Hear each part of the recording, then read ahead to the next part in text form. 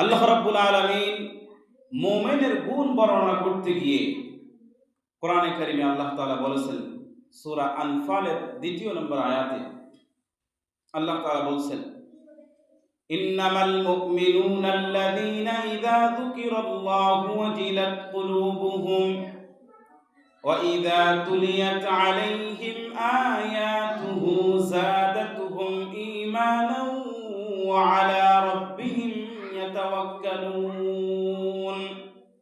আল্লাহ রাব্বুল আলামিন বলছেন, প্রকৃত মুমিন হচ্ছে তারা যখন তাদের সামনে আল্লাহকে স্মরণ করা হয় তখন তাদের অন্তর প্রকম্পিত হতে থাকে। ওয়া ইযা তুলিয়াত আলাইহিম আয়াতুহু, যখন তাদের সামনে আল্লাহর কোরআনের আয়াতগুলো তেলাওয়াত করা হয় তখন তাদের ঈমান আরো বৃদ্ধি পেতে থাকে।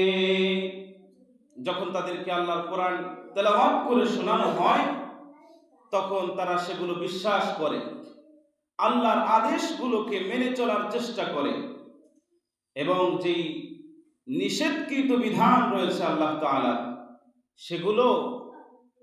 সেগুলো থেকে বিরত থাকতে চেষ্টা করে।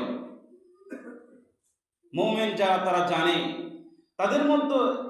তাদের দ্বারা যদি এমন কোনো কাজ হয়ে যায় যেটা আল্লাহ তাআলা পছন্দ করেন, আল্লাহ তাআলার নাফরমানিমূলক কোনো কাজ যদি নিজেদের দ্বারা হয়ে যায় কখনো, সাথে সাথে তারা আল্লাহর কাছে তওবা করে নেয়, ক্ষমা চেয়ে নেয়।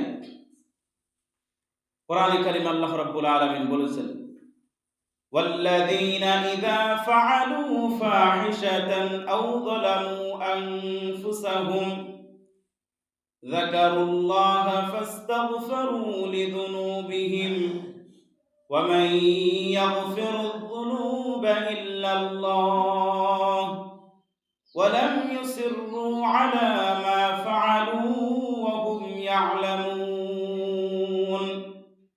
আল্লাহ রাব্বুল আলামিন বলেন, যারা অশ্লীল অন্যায় কাজ করে ফেলে, আল্লাহ তাআলার নাফরমানির মাধ্যমে নিজেদের প্রতি যখন জুলুম করে ফেলে, যাকারুল্লাহা ফাস্তাগফিরু লিযুনুবিহিম, সঙ্গে সঙ্গে তারা আল্লাহ তাআলাকে স্মরণ করে, তার কাছে ক্ষমা প্রার্থনা করে।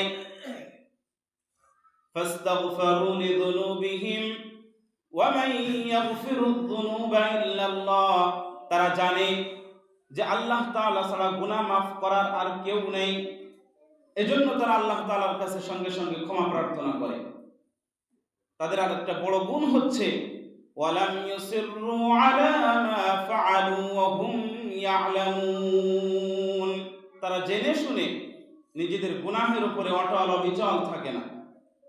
তারা বুঝতে পারার সঙ্গে সঙ্গে যে এটা আমার দ্বারা অপরাধ হয়েছে, সঙ্গে সঙ্গে আল্লাহ তাআলার কাছে তওবা করে না, ইস্তেগফার করে।